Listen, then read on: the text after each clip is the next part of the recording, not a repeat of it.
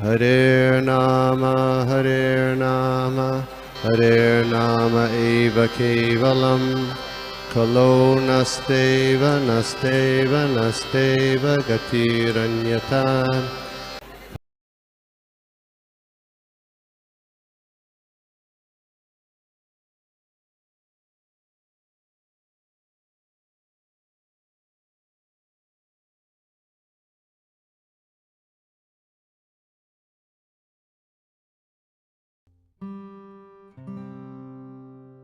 मखेश्वरी प्रियेश्वरी पादेश्वरी सुरेश्वरी विवेद भारतीश्वरी समान शासनेश्वरी रमेश्वरी रमेश्वरी प्रमोदकानेश्वरी ब्रजेश्वरी प्रजाधिपे विराधिके नमोस्तुते विराधिके नमोस्तुते विराधिके नमोस्तुते। ओम नमो भगवते वासुदेवाय। ओम नमो भगवते वासुदेवाय। ओम नमो भगवते वासुदेवाय। नारायणं नमस्कृत्यं नरं चैव नरोत्तमं देवीं सरस्वती व्यासं ततो जयो मुदीरये। नष्टप्रायेषु अभद्रेषु नित्यं भागवत सेवया भगवती उत्तम श्लोके भक्तिर्भवति नैष्ठिकी। नमः पंकजनाभाय नमः पंकजमालिने नमः पंकजनेत्राय नमस्ते पंकजाङ्घ्रे। हे कृष्ण करुणा सिंधु दीनबन्धु जगत्पते गोपेश गोपिका कांत राधा कांत नमस्ते। तप्त कांचन गौरांगी श्री राधे वृंदावनेश्वरी वृषभानुसुते देवी प्रणमामि हरिप्रिये। जय श्री कृष्ण चैतन्य प्रभु नित्यानंद श्री अद्वैत गदाधर श्रीवासादि गौर भक्त वृंद। हरे कृष्णा कृष्णा कृष्णा हरे हरे हरे राम राम राम हरे हरे। हरे कृष्णा। सभी वैष्णव के चरणों में दंडवत प्रणाम। आज मुझे श्रीमद् भागवतम स्कंद 3 अध्याय 22 और श्लोक नंबर 14 और 15 की सेवा दी गई है। आप सबसे आशीर्वाद चाहती हूँ कि इस सेवा को मैं अच्छे से कर सकूं। पहले श्लोक को रिसाइट कर लेते हैं। श्लोक नंबर 14।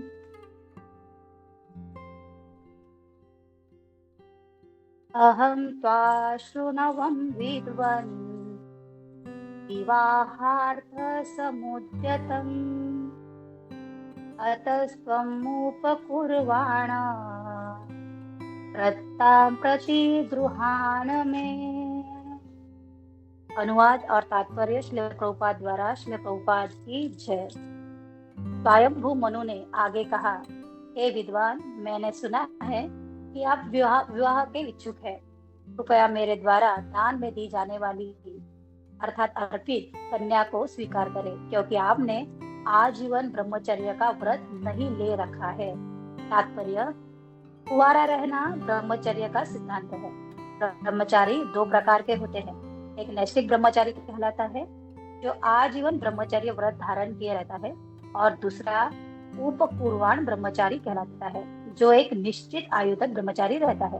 उदाहरणार्थ, कोई 25 वर्ष तक ब्रह्मचारी रहकर अपने गुरु की आज्ञा से विवाहित जीवन में प्रवेश कर सकता है। ब्रह्मचर्य विद्यार्थी का जीवन है और आध्यात्मिक आश्रम में प्रवेश का शुभारंभ है। केवल गृहस्थ ही इंद्रिय तुष्टि या विषय भोग में लिप्त रह सकता है, ब्रह्मचारी नहीं।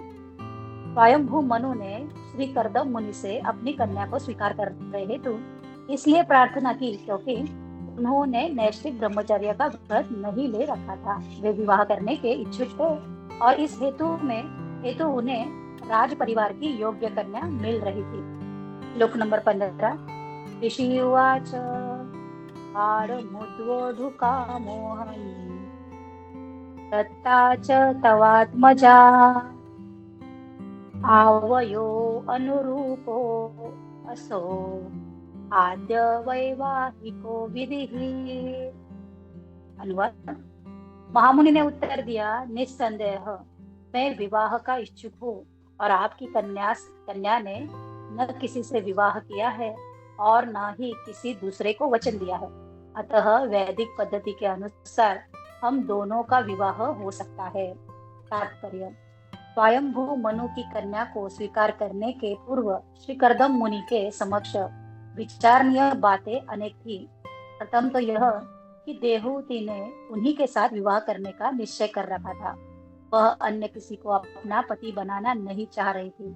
यह सबसे बड़ी विचारणीय बात थी, क्योंकि जब कोई स्त्री प्रथम दर्शन पर ही किसी पुरुष को अपना मन अर्पित कर देती है तो उसे वापस लेना उसके लिए अत्यंत कठिन होता है। यही स्त्रियों का मनोविज्ञान है। साथ ही इसके पूर्व उसका विवाह भी नहीं हुआ था, वह कुंवारी कन्या थी। इन सभी बातों से प्रभावित होकर श्री कर्दम मुनि ने उसे स्वीकार कर लिया। अतः उन्होंने कहा, हाँ, विवाह के धार्मिक नियमों के अनुसार मुझे आपकी कन्या स्वीकार है। विवाह के भी कई प्रकार है। उत्तम विवाह वह है जिसमें उपयुक्त वर को बुलाकर कन्या को वस्त्रों तथा आभूषणों से सुसज्जित करके तथा पिता की सामर्थ्य के अनुसार दहेज देकर कन्या दान में दी जाती है। विवाह के अन्य प्रकार भी है, यथा गंधर्व विवाह तथा प्रेम विवाह। इन्हीं भी विवाह माना जाता है। यदि कोई कन्या बलपूर्वक हर ली जाती है और आगे चलकर वह पत्नी रूप में स्वीकार कर ली जाती है तो उसे भी विवाह मानते हैं। किंतु श्री कर्दम मुनि ने विवाह की उत्तम प्रणाली स्वीकार की, क्योंकि कन्या का पिता चाह रहा था और वह कन्या भी योग्य थी। उसने किसी अन्य के साथ प्रेम नहीं किया था। श्री कर्दम मुनि इन सभी बातों से प्रभावित होकर स्वयंभू मनु की कन्या को ग्रहण करने हेतु राजी हुए। नमो विष्णुपादाय कृष्ण पृष्ठाय भूतले श्रीमते भक्ति वेदांत स्वामी इति नामिने नमस्ते सारस्वते देवी गौरवाणी प्रचारिणे निर्विशेष शून्यवादी पाश्चात्य देशतारिणे ओम ज्ञानतिमिरान्धस्य ज्ञानाञ्जनशलाकय चक्षुरुन्मिलितं येन तस्मै श्री गुरुवे नमः। जय श्री कृष्ण चैतन्य प्रभु नित्यानंद श्री अद्वैत गदाधर शिवासादि गौर भक्तवृंद। हरे कृष्ण कृष्ण कृष्ण हरे हरे, हरे राम राम राम हरे हरे। हरे कृष्णा। तो बहुत ही सुंदर संग चल रहा है इस चैप्टर का। इस अध्याय का नाम ही है कि कर्दम मुनि तथा देवहूति का विवाह। तो अभी स्वयंभू मनु अपनी पत्नी शतरूपा के साथ अपनी पुत्री देवहूति को लेके आए हैं। तो यहाँ पे एक विवाह का प्रस्ताव भी कैसे होना चाहिए, एक आदर्श वर कैसा होना चाहिए, एक आदर्श वधु कैसी होनी चाहिए, इन सभी का यहाँ पे व्यास देव जी और जैसे श्रील प्रभुपाद जी ये बता रहे हैं कि किस तरह से एक आदर्श गृहस्थ जीवन यदि जीना है तो दोनों को किस तरह से अनुरूप होना चाहिए। तो अभी यहाँ पे श्री कर्दम मुनि के बारे में बताया है। तो कर्दम मुनि अभी विवाह के इच्छुक है और अभी ये विवाह की इच्छा भी उनके जो पिता है ब्रह्मा जी, उनकी आज्ञा का पालन करने हेतु वो गृहस्थ आश्रम में प्रवेश कर रहे हैं। तो यहाँ पे दो प्रकार के ब्रह्मचारी बताए हैं। एक होता है जो जन्म से ही ब्रह्मचारी है और आगे भी वो ब्रह्मचारी रहेगा, संन्यास धारण करेगा, तो उसको नैष्ठिक ब्रह्मचारी बताया है। और एक ब्रह्मचारी दूसरा प्रकार ऐसा होता है कि जो एक 25 साल तक वयो के 25 साल तक वो ब्रह्मचर्य धारण करता है और फिर आगे गुरु की आज्ञा लेके वैवाहिक जीवन में प्रवेश करता है, तो गृहस्थ जीवन में प्रवेश करता है, तो उसको उपकुर्वाण कहा जाता है। तो ये जो उपकुर्वाण है वो अपने इंद्रिय तृप्ति के लिए, अपने इच्छाओं के लिए वो गृहस्थ जीवन में प्रवेश करता है। लेकिन यहाँ पे कर्दम मुनि के साथ ऐसी इंद्रिय तृप्ति नहीं है। कर्दम मुनि को अपने गुरु से गृहस्थाश्रम में प्रवेश करके आध्यात्मिक उन्नति के लिए पुत्र की प्राप्ति करनी है, जो आगे जाके साक्षात भगवान उनके पुत्र रूप में आते हैं। तो करदम मुनि एक आध्यात्मिक उन्नति के लिए ये जो गृहस्थ आश्रम में प्रवेश कर रहे हैं। तो अभी स्वयंभू मनु ये तो पृथ्वी के सम्राट हैं, और ये पृथ्वी के सम्राट अपनी कन्या को लेके करदम मुनि के पास आए हैं। अभी करदम मुनि ये ब्रह्मचारी है और विवाह के इच्छुक भी है। तो बताया जाता है कि किसी को भी अपना विवाह यदि करना है पुरुष को, वर को, तो उसको प्रस्ताव लेके खुद नहीं जाना चाहिए, उसको खुद याचना नहीं करनी चाहिए। तो ये ऐसा यदि वो खुद जाके याचना करता है तो क्या है, उसकी प्रतिष्ठा का विनाश होता है। उसकी जो मान सम्मान है कि मान सम्मान में क्या होती है, उसके मान सम्मान में थोड़ा क्या कहेंगे उसको, बहुत ही कटौती आना या उसके मान सम्मान में ठेस पहुंचना, ऐसा होता है। तो यदि कोई वर विवाह का इच्छुक है तो उसको अपने से बड़े उसके जो माता पिता है वो जाके विवाह का प्रस्ताव रखेंगे, वो जाके याचना करेंगे जो युवती है उसके घर वालों से।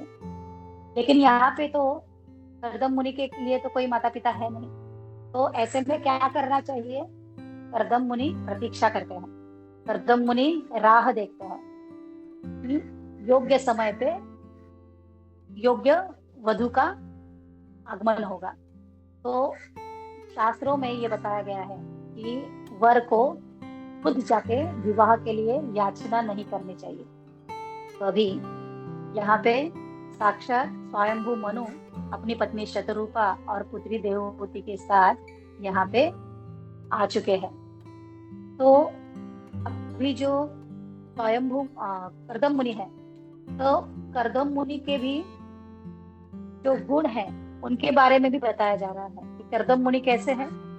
तो करदम मुनि बड़े तपस्वी है, एक तो ब्राह्मण है, और एक ब्राह्मण किसी क्षत्रिय से विवाह कर लेता है तो वो अनुरूप विवाह है ना। ऐसा विवाह बहुत ही प्रशंसनीय माना जाता है, अनुरूप माना जाता है। तो करदम मुनि के अपनी आध्यात्मिक उन्नति के लिए अभी ये विवाह करने जा रहे हैं। तो स्वयंभू मनु है, स्वयंभू मनु क्या कर रहे हैं, अपनी पुत्री को अभी दान देने वाले हैं, तो कन्या दान करते हैं। तो यहाँ पे दान के बारे में भी बताया गया है। जो दान देने वाला होता है वो दान देने का उद्देश्य क्या होता है, दान देने का उद्देश्य होता है कि वो दान देने से एक तो कि हमें कुछ तो पुण्य प्राप्त हो जिससे स्वर्ग की प्राप्ति हो, हम पुण्य ऐसे कमाएं जिससे स्वर्ग की प्राप्ति हो। और दान देने का एक दूसरा उद्देश्य होता है कि हमारी आध्यात्मिक उन्नति के लिए हम सुकृतियां जमा करें। ऐसे दो तरह से ये दान का लाभ होता है। तो अभी यहाँ पे स्वयंभू मनु अपनी पुत्री का दान दे रहे हैं। तो दान के बारे में भी बताया जा रहा है कि दान और भेंट इसमें फर्क होता है। तो स्वयंभू मनु अपनी पुत्री को भेंट स्वरूप दे रहे हैं। तो भेंट स्वरूप कैसे, कि यदि आपको कोई अपनी एक अनमोल वस्तु जो आपको बहुत प्रिय है और वो आपसे भी गुणों में बड़ा उच्च है, ऐसे व्यक्ति को यदि आप दे रहे हैं तो वो भेंट कहलाएगी। आपकी सबसे प्रिय वस्तु आपसे भी गुणों में जो अधिक है यदि आप उसको देते हैं तो वो भेंट कहलाएगी। और आप कोई ऐसी वस्तु आप अपने से निकृष्ट या आप उस चीज को क्या कर रहे हैं, अपने से जो निकृष्ट है या जो आपको उसका ज्यादा मीन्स क्या है कि आप उससे पुण्य कमाना चाहते हैं और ऐसे व्यक्ति को देते हैं, किसी गरीब को सहायता के माध्यम से, तो आप क्या करोगे, आप उससे सुकृति प्राप्त करोगे, आप उससे पुण्य प्राप्त करोगे। तो यहाँ पे करदम मुनि बहुत ही बड़े तपस्वी विद्वान ऐसे ऋषि है, तो इनको कन्यादान करना यानी स्वयंभू मनु के लिए अपनी पुत्री की भेंट देना है। क्योंकि एक तो वो ऋषि है, वो भी उनसे ज्ञान में बुद्धि में बहुत बड़े हैं, और वो अपनी प्रिय वस्तु, जैसे उनकी जो पुत्री है देवहूति, वो उनकी बहुत प्रिय है, चहिती है। स्वयंभू मनु के दो पुत्र है ना, राजा उत्तानपाद और प्रियव्रत, और ये उनमें से ये एक पुत्री है, दो पुत्र और एक पुत्री। तो ये पुत्री बहुत ही प्रिय है उनको, अपनी सबसे प्रिय चीज वस्तु वो दे रहे हैं विक्रम मुनि को। तो ये क्या हो गई, ये एक भेंट है। तो बहुत फर्क होता है भेंट देना और दान देने में।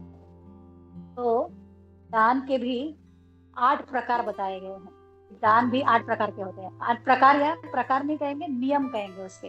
एक नियम होते हैं दान देने के लिए भी। तो कभी भी पहला उसका नियम है कि अपमानित करके न दान देना चाहिए, न अपमानित होकर दान लेना भी नहीं चाहिए। कोई होता है ना कभी कि दान जैसे बांट रहे हैं, कुछ दे रहे हैं, और देने के बाद चलो चलो निकलो निकलो, ले लो है ना, कोई भिखारी को दे दे, चलो चलो आगे बढ़ो आगे बढ़ो। ऐसे करके यदि वो दान दिया जाता है तो इस दान को ऐसा बड़ा ही निकृष्ट माना जाता है, वो बड़े ही हीन दर्जे का दान माना जाता है। इससे होता क्या है, इससे तामसिक प्रवृत्ति का प्रदर्शन होता है, और इसके वजह से हम तामसिक गुणों के कर्म बंधन में बन जाते हैं। तो ऐसा दान देना भी नहीं चाहिए और लेना भी नहीं चाहिए। फिर दूसरा दान बता रहे कि दान देने वाले को अपने वचन को हमेशा याद रखना चाहिए, कभी भूलना नहीं चाहिए। यदि उसने संकल्प लिया है कि मुझे दान करना है, तो उसको अपने संकल्प को हमेशा याद रखना चाहिए। हम साक्षी गोपाल की कथा सुनते हैं। साक्षी गोपाल के तो ब्राह्मण दान दे अपने पुत्री को दान में देने का वचन करता है और वो भूल जाता है। तो ऐसा करना भी क्या है, ये गलत है। ऐसा दान अपात्र माना जाता है, तो भूलना नहीं चाहिए। फिर क्या है, दान देने का वचन दे दिया और समझ लीजिए कि अभी वो असमर्थ है दान देने में, तो ऐसे में क्या होना चाहिए, ऐसे में बहुत ज्यादा दुख होना चाहिए, खेद होना चाहिए। नहीं तो कभी कभी क्या होता है, लोग कपट कर लेते हैं कि जब दान देने का समय आता है, वचन तो दे देते हैं ये कर दूंगा वो कर दूंगा, और जब दान देने का समय आता है तो बहाने बनाते हैं कि जैसे तैसे मेरा इससे छुटकारा हो सके। तो यहाँ पे बताया जा रहा है कि यदि हम दान देने में असमर्थ है कुछ कारणवश, कुछ परिस्थितिवश, तो हमें मन से बहुत ही दुख होना चाहिए, हमें क्षमा याचना करनी चाहिए जिसको हम दान देने वाले थे उसके लिए। फिर चौथा कहा गया है कि भगवान के सामने यदि कोई वचन देता है अर्च विग्रह के सामने, तो उस वचन को तो जरूर और जरूर पूरा करना ही चाहिए। उस वचन को इतना गंभीरता से इतना सीरियसली लेना चाहिए, क्योंकि साक्षात भगवान के सामने आपने उस बात को कहा है, उसको हमें पूरा करना ही चाहिए। पांचवा बताया गया है, यदि दिया हुआ दान वो फिर से ले लेता है, उसके पास आ जाता है या चुरा लेता है वो, तो ये तो बहुत बड़ा गहन पाप है। उसको 60,000 वर्षों तक, पुराणों में बताया गया है, उसको 60,000 वर्षों तक मल के कीड़े के रूप में जीवन बिताना पड़ता है। हमने महाराज नृग, उनकी भी एक कहानी सुनी है कि वो जब 1,00,000 गाय दान में देते हैं एक ब्राह्मण को, तो क्या होता है, उसी में से एक गाय फिर से वापस आ जाती है, और राजा नृग क्या करते हैं, दूसरे ब्राह्मण को जब गाय दान में देते हैं तो वो गाय दूसरे ब्राह्मण को चली जाती है, जो पहले दान में दी हुई गाय दूसरे ब्राह्मण को चली जाती है। तो ब्राह्मण जो जिसको दान में दी गई थी, वो आता है कि मेरी एक गाय तो आपने फिर से किसी को दान में दे दी, तो ये तो बहुत बड़ा पाप है। क्योंकि दान दी गई वस्तु को फिर से वापस नहीं लेना चाहिए। और अभी ये तो भूल हो गई राजन रूप से, उसको तो पता भी नहीं था कि गाय वापस आ गई है, लेकिन हो चुका है ना। दान दी गई वस्तु फिर से आ गई और फिर से दान में दी गई, तो राजन रूप को शाप मिलता है। और राजन रूप एक बड़ी सी छिपकली, कोई कहता है ना, एक बड़ी सी छिपकली कहेंगे उसको, उसके रूप, या गिरगिट कोई कहता है, तो उसके रूप में उनका जन्म होता है। और बाद में भगवान खुद ही उनका उद्धार कर देते हैं। कहानी आप सब जानते ही हैं। फिर छठवा आता है, आप भगवान के कार्य के लिए दान मांग सकते हैं। जैसे मंदिर बनवाना है, हमें जन्माष्टमी आती है, रथ यात्रा होती है, भगवान के लिए भंडारा है, इन सब के लिए हम दान मांग सकते हैं। लेकिन उस दान को यदि हम खुद के लिए यूज करेंगे, वो भी बहुत बड़ा पाप है। उस दान को हमें खुद की इंद्रिय तृप्ति के लिए उसका जरा भी उपयोग नहीं करना है, तो इसका भी हमें पाप लगता है। इस सातवां आता है कि कोई दान दे भी रहा है और फिर शोषण भी कर रहा है। कैसे? वो दान तो दे रहा है उसको, लेकिन उसको क्या कर रहा है, डरा धमका कर उससे अपने कोई काम भी करवा रहा है, उस पर कोई प्रेशर बना रहा है। तो ऐसा दान भी क्या है, ऐसा दान भी बहुत ही पापमय है। अभी आठवें में बताया गया है कि ये सब दान वगैरह ये सब दिए जाते हैं, इसका मेन उद्देश्य क्या है, ये दान देने से होता क्या है। तो ये दान देने से का सबसे बड़ा उद्देश्य होता है कि मन को वश में करना। प्रभुपाद बताते हैं कि हमारे मन में जो भी विकार है, हमारे मन में जितने भी षड रिपु है, तो इनको क्या होता है, अपने मन की चंचलता, प्रमाद, ये सारा वश में आ जाता है। तो हमें ऐसे दान करते रहना चाहिए। तो यहाँ पे विकर्दम मुनि अपनी पुत्री देवहूति को, स्वयंभू मनु को दान में दे रहे हैं।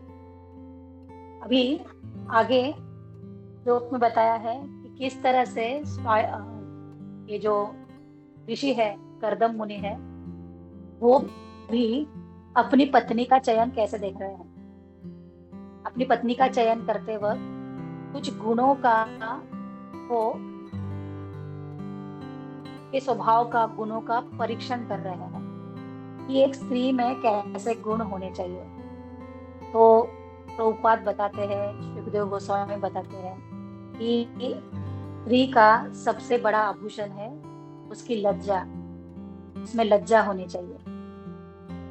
क्योंकि स्त्री का ये इतना बड़ा गहना है, इतना बड़ा अलंकार है कि एक स्त्री जब 4 पुरुष है के सामने यदि वो लज्जा से अपनी आंखों को झुकाए, वहां पे खड़ी है, तो वो सारे पुरुषों से मान सम्मान पाती है, जैसे प्रभुपाद कहते हैं। फिर आजकल के कलयुग में, सोसाइटी में हमने देखा है कि यहाँ किस तरह से उनका बिहेवियर है ना, किस तरह से उनका आचरण है। तो यदि मान सम्मान पाना है तो स्त्री का आचरण कैसे होना चाहिए। प्रभुपाद श्रीमद् भागवतम से भी एक उदाहरण देते हैं कि जब कुरुक्षेत्र का युद्ध समाप्त हो जाता है और भगवान श्री कृष्ण द्वारका के लिए लौटते हैं, तो जब वो द्वारका के लिए लौट रहे हैं, तो जो वहां की स्त्रियां थी, तो वो स्त्रियां, हस्तिनापुर की स्त्रियां भगवान का दर्शन करने आती है, क्योंकि भगवान अभी जा रहे हैं, द्वारका जा रहे हैं। तो वो स्त्रियां भगवान का दर्शन कैसे करती है, तो वो अपने घरों के छतों पे आ जाती है, छतों के ऊपर आती है। और कैसे, तो उन्होंने घूंघट निकाला हुआ है, वो घूंघट निकाले हुए, क्योंकि सारे लोग वहां पे खड़े हैं ना, पूरी जनता वहां पे खड़ी है, सारे पुरुष वहां पे खड़े हैं। तो ऐसे में लोक लज्जा के कारण ये स्त्रियां अपने घरों के छतों पे आती है घूंघट भी निकाले हुए है और मीत हास्य से भगवान का दर्शन कर रही है और भगवान को प्यार भरी नजरों से देख रही है। तो यहाँ भागवतम में भी बताया गया है कि स्त्रियों का सबसे बड़ा गहना है लज्जा। को अपने आचरण से एक दूसरे का मान सम्मान पाने का ये बहुत बड़ा स्त्रियों का एक हथियार है कि वो अपने लज्जा से अपने स्त्रीत्व को अच्छे से ढक सके। तो अभी स्वयंभू मनु यहाँ पे बता रहे हैं कि वो देख रहे हैं कि माता देवहूति, एक तो उसने वो विवाहित नहीं है और दूसरा देख रहे हैं कि उसने मन से भी किसी अन्य पुरुष को नहीं चाहा है, तो ये मेरे लिए योग्य है। तो स्त्री के मन में भी कोई पुरुष प्रथम नहीं आना चाहिए उसके पति के अलावा। तो अभी कलयुग में क्या हो रहा है? कलयुग में देखिए कि हम टीवी देखते हैं, है ना, बचपन से ही हमारा फेवरेट हीरो होता है ना। पुरुषों की फेवरेट हीरोइन होती है, ये मेरा फेवरेट है, वो मेरी फेवरेट है। तो कहाँ रही हमारी वो एक निष्ठता, कहाँ रहा हमारा पतिव्रता पत्नी व्रता? कुछ नहीं रहा। कलयुग में यही पे सब भ्रष्ट हो जाता है, क्योंकि हम उस हीरो को ही बचपन से चाहने लगते हैं, हाँ, उसकी तारीफें करने लगते हैं, उसके बारे में ड्रीम करने लगते हैं। वो तो कभी मिलने से रहा है ना, मिलेगा नहीं।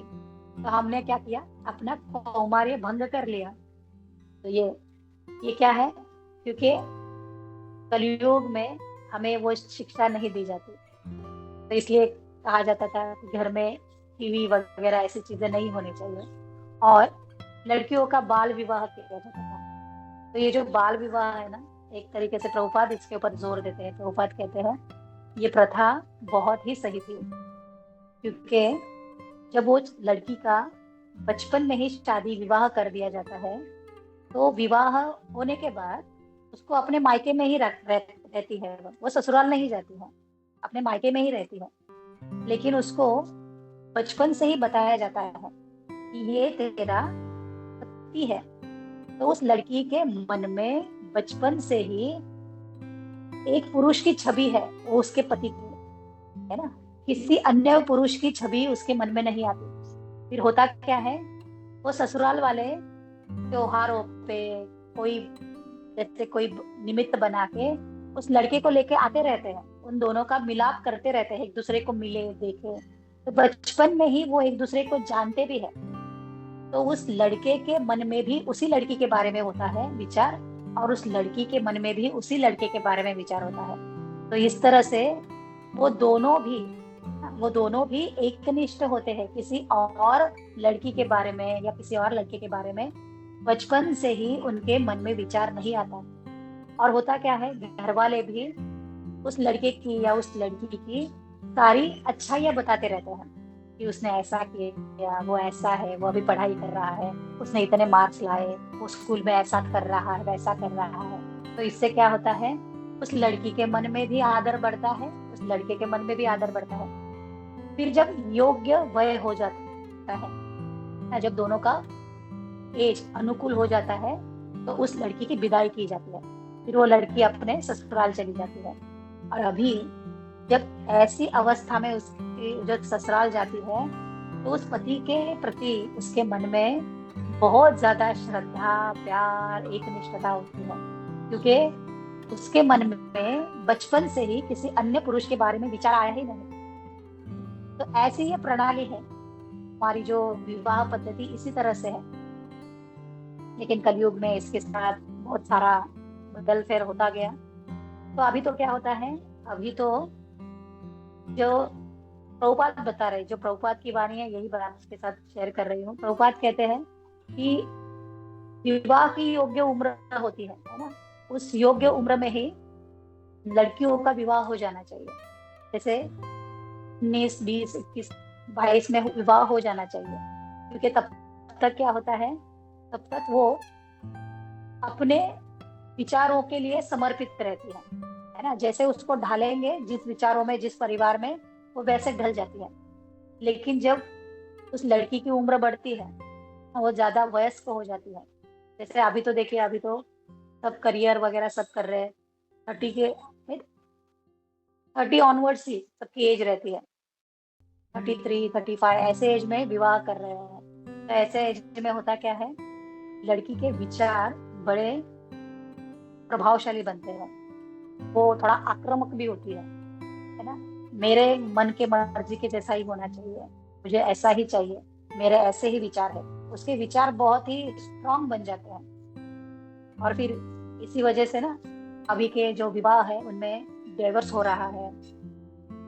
बहुत सारे लिव इन रिलेशनशिप में रहते हैं। तो ये क्या है, ये बहुत ही मानसिक दृष्टि से कुपोषित, बहुत ही खराब तरीके से पली हुई ये संस्कृति है, जहाँ पे दोनों ही, वो लड़का भी वो लड़की भी सुखी नहीं रह पाते, सुखी वैवाहिक जीवन का आनंद नहीं ले पाते। तो यहाँ पे करदम मुनि है, वो बता रहे हैं किस तरह से विवाह के लिए अनुकूल होना चाहिए एक स्त्री को। तो प्रभुपाद जी रामायण से माता सीता का भी प्रसंग बताते हैं कि जब माता सीता का विवाह हो जाता है प्रभु श्री राम जी से, और फिर अभी प्रभु श्री राम का राज्याभिषेक होना है, और राज्याभिषेक के दूसरे दिन ही, उसी रात को पता चलता है कि उनको वनवास जाना है। और अभी दूसरे दिन सवेरे भगवे वस्त्र धारण किए प्रभु श्री राम माता कौशल्या के कक्ष में जाते हैं। तो माता कौशल्या के कक्ष में जाते हैं तो माता कौशल्या तो बहुत ही दुखी है कि जिस पुत्र के सर पे राजमुकुट देखना था, तो उसके शरीर पे आज मैं क्या देख रही हूँ, ये वनवासी के वस्त्र देख रही हूँ। प्रभु श्री राम माता को सांत्वना कहते हैं कि मेरे पिताजी ने मुझे राज्य दिया है, मुझे वन का राज्य दिया है, मुझे वन का राजा बनाया है। और कुछ ज्यादा नहीं, 4-10 साल की बात है, 14 साल नहीं बोल रहे हैं, कैसे बोल रहे हैं, 4-10 साल की बात है, मैं जल्दी आ जाऊंगा। और तभी वहां पे माता सीता भी आ जाती है। अभी माता सीता आती है तो वो सर को झुकाए खड़ी है, क्योंकि यहाँ पे पुत्र और माता के बीच संवाद हो रहा है। तो वो अपने मुख से कुछ भी नहीं कह रही है। तो अभी माता कौशल्या ही पुत्र वधु के लिए पुत्र से कहती है कि ये तो इसकी तो अभी अभी शादी हुई है, ये अभी अभी ब्याह के आई है, तो इसको तो राजमहल में रहना चाहिए। लेकिन एक पत्नी का धर्म है, पत्नी का धर्म क्या है कि उसको अपने पति के साथ ही रहना है, भले वो किसी भी अवस्था में हो, तो अपने पति के साथ ही रहना चाहिए। तो अभी यहाँ पे माता सीता खड़ी है, लेकिन वो अपने मुंह से एक शब्द भी नहीं बोल रही है। वो क्या कर रही है, अपने पैर के नाखून से, अंगूठे से जमीन को कुरेद रही है। फिर उनके मन में जो अपने पति के साथ जाने की इच्छा है, तो उस व्यथा को वो व्यक्त कर रही है, लेकिन मुख से कुछ नहीं बोल रही, क्योंकि वरिष्ठों के सामने अपनी जबान नहीं चलानी है, नहीं बोलना है। और एक पुत्र को भी अपने माता के सामने अपने पत्नी से वार्ता नहीं करनी है। ये हमारे शास्त्र कहता है कि अपने माता पिता वरिष्ठ सामने खड़े हैं तो अपनी पत्नी से बातें नहीं करनी चाहिए। तो यहाँ पे प्रभु श्री राम भी माता सीता से बात नहीं कर रहे, लेकिन अभी परिस्थिति ऐसी आई है कि माता सीता को वन में ले जाना उनको उचित नहीं लग रहा है। तब वो अपनी माता से कहते हैं, माता कौशल्या से कहते हैं कि ये जो सुकुमारी है, ये जो सीता देवी है, ये अपना निर्णय बदल सकती है, ये चाहे तो आपकी सेवा में यहाँ पे रह सकती है, क्योंकि पति के माता पिता की सेवा करना भी ये पत्नी का सबसे बड़ा धर्म है। तो ये पति कह सकता है, उसके माता पिता नहीं कह सकते कि तुम्हें जाना है तो जाओ और तुम्हारी बहू है जो हमारी सेवा करेगी, ये माता पिता नहीं कहेंगे। तो ये पुत्र को कहना पड़ेगा, ये पुत्र की जिम्मेदारी है कि वो अपने पत्नी को कहे कि तुम मेरे पश्चात मेरे माता पिता का ध्यान रखना, मेरे माता पिता की सेवा करना। तो प्रभु श्री राम अभी यही कह रहे हैं माता सीता को।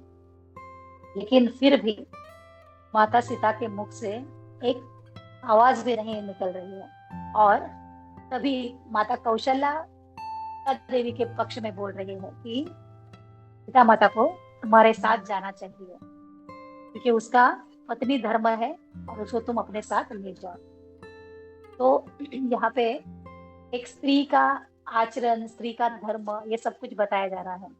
हम श्रीमद् भागवतम में भ्रमर गीत में भी सुनते हैं कि राधा रानी भी जब उद्धव जी आते हैं सारी गोपियों को सांत्वना देने के लिए, कृष्ण भेजते हैं उद्धव को कि सारी गोपियों को मेरी तरह से सांत्वना देता है कि मैं जरूर आऊंगा और मैं भी उन्हें बहुत याद करता हूँ।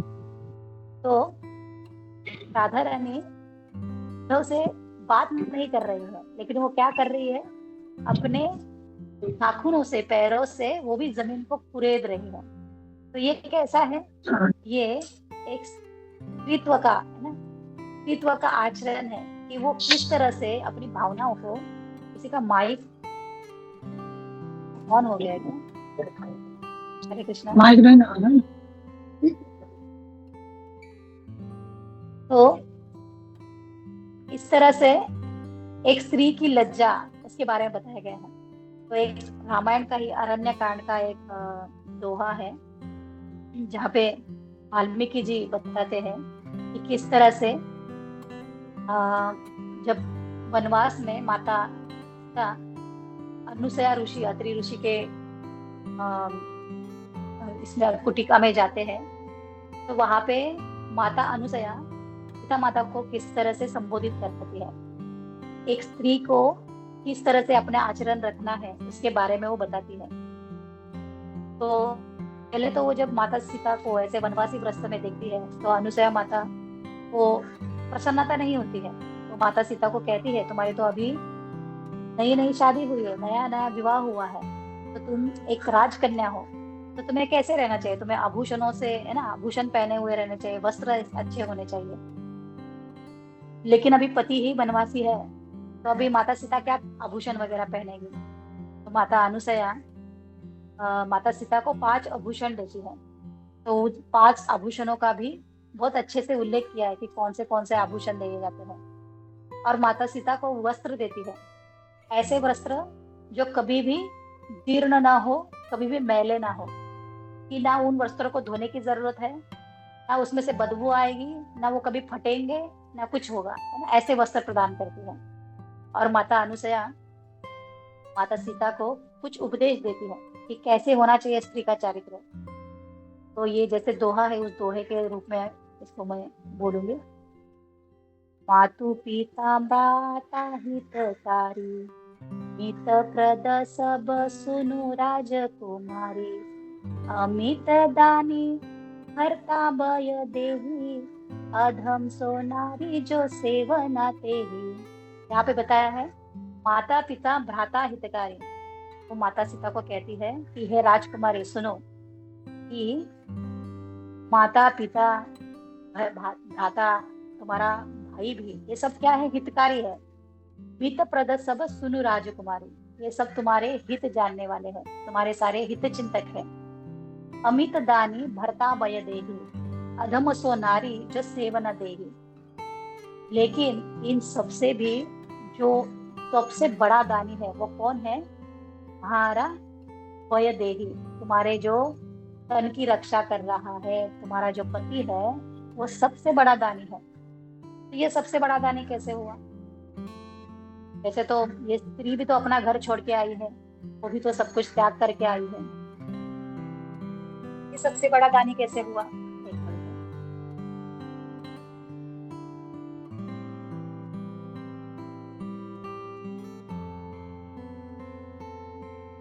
हरे कृष्ण। तो ये सबसे बड़ा दानी कैसे हुआ? तो यहाँ पे बताते हैं कि जो पुरुष है वो जब उसका विवाह हो जाता है, तो विवाह के बाद वो अपना पूरा समय ना, अपनी पत्नी, फिर अपना घर बार, उसको कैसे प्राप्त कराई जाए, इसमें वो पूरा अपना जीवन दे देता है। उसके उम्र के इतने साल वो अकेला कुंवारा रह के भी ना बहुत अच्छा एंजॉय कर सकता है उतने पैसों में। लेकिन वो अपने पत्नी के लिए, अपने पुत्रों के लिए वो सब कुछ करता रहता है, मेहनत करता रहता है, उनके सुख के लिए करता रहता है। तो ये क्या है, ये सबसे बड़ा दानी है, ये बहुत बड़ा दानी है जो ये अपने परिवार के लिए करता है, उनकी खुशियों के लिए करता है। तो यदि ऐसे पुरुष की यदि कोई सेवा न करे, कोई स्त्री, वो क्या है, वो बहुत ही अधम है। तो इसलिए पत्नी को हर हाल में अपने पति की सेवा करनी है। आगे बताते हैं, धीरज धर्म मित्र अरु नारी, आपतकाल परिखी अहिचारी। कि आपातकाल में इन 4 लोगों की परीक्षा होती है। जब बहुत ही कठिन परिस्थिति आती है तो 4 लोगों की परीक्षा होती है, धर्म, मित्र, अरु और नारी। धर्म यानी आपने आपकी किस तरह से आपने आपका जीवन बताया है, आप अधर्मी है या धर्मी है, तो इसकी परीक्षा होती है आपातकाल में। फिर मित्र, आपके आजू बाजू में जो मित्र है, आपने जो मित्र बनाए हैं, इनका भी कठिन परिस्थिति में इनकी परीक्षा होती है कि वो आपको साथ देते हैं या नहीं देते। अरु, अरु यानी क्या है, अरु यानी आपके सगे संबंधी। आपके जब कठिनाइयां आती है, आपके ऊपर कोई संकट आता है, तो आपके सगे संबंधी। और नारी और आपकी पत्नी, जब आपके ऊपर कोई कठिन समय है, तो ये चारों आपके साथ कैसे बिहेव करते हैं, है ना, तब इनकी परीक्षा होती है। आगे बताते हैं, दुश्शीलो दुर्भगो वृद्ध जड़ो, रोग्य धनो अपीवा, पति ही स्त्री भीर्न हातव्य, लोकेस्त्यु भीर पातिकी। ये भागवतम में गोपियां बताती है, ये भागवतम में गोपियों का श्लोक है। तो गोपियां कहती है कि कितना भी पति दुर्भागी हो, है ना, बूढ़ा हो, रोगी हो, कुछ भी काम न करने वाला हो, कैसा भी पति हो, लेकिन जो पत्नी ऐसे पति की यदि सेवा नहीं करेगी, तो वो क्या है, वो पातकी है, पाप की भागिनी है, उसको पाप लगेगा। अभी हम कहेंगे अरे वो तो बूढ़ा है, अरे वो तो ऐसा काम वाम नहीं कर रहा है, वो तो रोगी है, तो ऐसे में नहीं करेगी तो क्या होता है, वो तो इतनी अच्छी है। तो नहीं, यहाँ पे शास्त्र के अनुसार बताया गया है, यदि आपको ऐसा पति मिला है तो वो आपके कर्मों के अनुसार मिला है, इसके लिए आपके कर्म जिम्मेदार है। तो अभी आपके कर्मों को यदि आपको मिटाना है, नष्ट करना है, तो अभी इस पति की आपको सेवा करनी पड़ेगी। आपको उसको परमेश्वर के तरह उसको पूजना पड़ेगा। आगे बताते हैं, कार्ये दासी रतो वेश्या, भोजने जननी समा, विपत्सु मंत्रिणी भर्तुर साच भार्या पतिव्रता। तो कार्य के समान कैसे होनी चाहिए, दासी, जब पति के कोई कार्य करने हो तो वो कैसी, एक नौकरानी की तरह उसका बिहेवियर होना चाहिए। रतो वेश्या, चयन समय उसका अलग से उसका बिहेवियर होना चाहिए। भोजने जननी समा, जब वो भोजन बनाए तो एक माता के समान उसका भाव होना चाहिए। विपत्सु मंत्रिणी, जब कभी आपदा की घड़ी है तो उसको मंत्रणा करना है, मंत्रणा यानी मंत्री के जैसे उसको सलाहकार बनना है अपने पति के लिए। तो ऐसी जो भार्या है, ऐसी जो पत्नी है, ये वो पतिव्रता मानी जाएगी। उसके अंदर ये सभी क्वालिटीज होनी चाहिए, उसको इतने ऐसे रोल प्ले करने चाहिए। आगे बताते हैं, जग प्रतिव्रता चारि विधि अहिहि, वेद पुराण संत सब कहिहि, उत्तम के असबस मन नाही, सपने हु आन पुरुष जग नाही। तो कह रहे हैं, जग प्रतिव्रता 4 विधि कही है कि 4 तरह की नारियां हैं, 4 कैटेगरी में बताया गया है नारियों को, सारे वेदों में, पुराणों में, कि उत्तम के अस बस मन नाही, कि जो सबसे उत्तम क्वालिटी की स्त्री है, उसके मन में, वो मन में भी किसी पर पुरुष के बारे में सोचती नहीं है, तो वो सबसे उत्तम कैटेगरी वाली है। दूसरी कैटेगरी की स्त्री है कि जो सोचती तो है विचार तो करती है ना, लेकिन लोक लज्जा के कारण, लोक लज्जा के कारण क्या करती है, चुप रहती है कि मन में तो विचार आया लेकिन ये गलत है बाबा। लोक लज्जा के कारण उसका पैर घर से बाहर नहीं निकलता। फिर तीसरी कैटेगरी में आती है कि वो अपने पति के अलावा जितने भी पुरुष है उनको भाई, चाचा, मामा, ये कजिन भाई, ये मुंह बोला भाई, ये ऐसा भाई वैसा भाई, सबको रिश्ते में बांध देती है। तो बातें करेंगी लेकिन कैसे है, एक अलग रिश्ते में। पति का स्थान उसके सेफ है और सभी को एक रिश्ते में बांध के सबसे बातें करेगी। और चौथी कैटेगरी में है कि उस स्त्री को अपने ऊपर नियंत्रण नहीं रहता, वो लोक लज्जा छोड़ के पर पुरुष के साथ अपना व्यवहार आचरण करती है। तो ऐसी 4 प्रकार की स्त्रियों का यहाँ पे पुराणों में वर्णन किया गया है। आगे चाणक्य नीति में भी चाणक्य कहते हैं, माता यस्य गृहे नास्ति भार्या च प्रियवादिनी अरण्यम तेन गंतव्यम यथारण्यम तथा गृहम। तो चाणक्य पंडित भी क्या कह रहे हैं कि माता यस्य गृहे नास्ति भार्या च प्रियवादिनी, कि जिस घर में, जैसे जिस घर में माता नहीं हो तो वो घर कैसा होता है, इमेजिन कीजिए, आपने भी देखा होगा, जिस घर में माता नहीं होती है उस घर की हालत कैसी होती है। तो जिस घर में जो बहू है या जिस घर में वो वधू है या पत्नी है, वो पत्नी प्रिय वार्ता करने वाली ना हो। जैसे पति आया, लेट आ गए, मैं ये बोला था लेके नहीं आए, भुलक्कड़ी भी हो, तो कुछ याद ही नहीं रहता, दिन भर फोन पे लगे रहते हो, ऐसी यदि वो वार्ता करे तो घर में क्या है, कलह है। पत्नी को कैसे होना चाहिए, प्रियवादिनी, उसके मुख से प्यारी बातें निकलनी चाहिए, तू मधुर बातें निकलनी चाहिए। तो यदि ऐसी पत्नी किसी के घर में है जो आते ही लड़ाई ताने देना शुरू करे, तो चाणक्य पंडित कहते हैं कि वो घर ना अरण्य है, वन है, वन, अरण्य। तो ऐसे गृहस्थ को वन में जाने की जरूरत नहीं है, उसके घर में ही वो अरण्य आ चुका है, उसके पत्नी ने क्रिएट कर दिया है। तो यहाँ पे स्त्रियों के बारे में, स्त्रियों के आचरण के बारे में बहुत ही सुंदर करदम मुनि बता रहे हैं कि कैसे एक स्त्री का आचरण होना चाहिए। तो मैं यहाँ पे मेरी वाणी को विराम दूंगी। मेरे से जो भी त्रुटियां हुई होगी उसके लिए क्षमा कीजिए, और आपको जो भी अच्छा लगा होगा वो सारे गुरुदेव की कृपा है।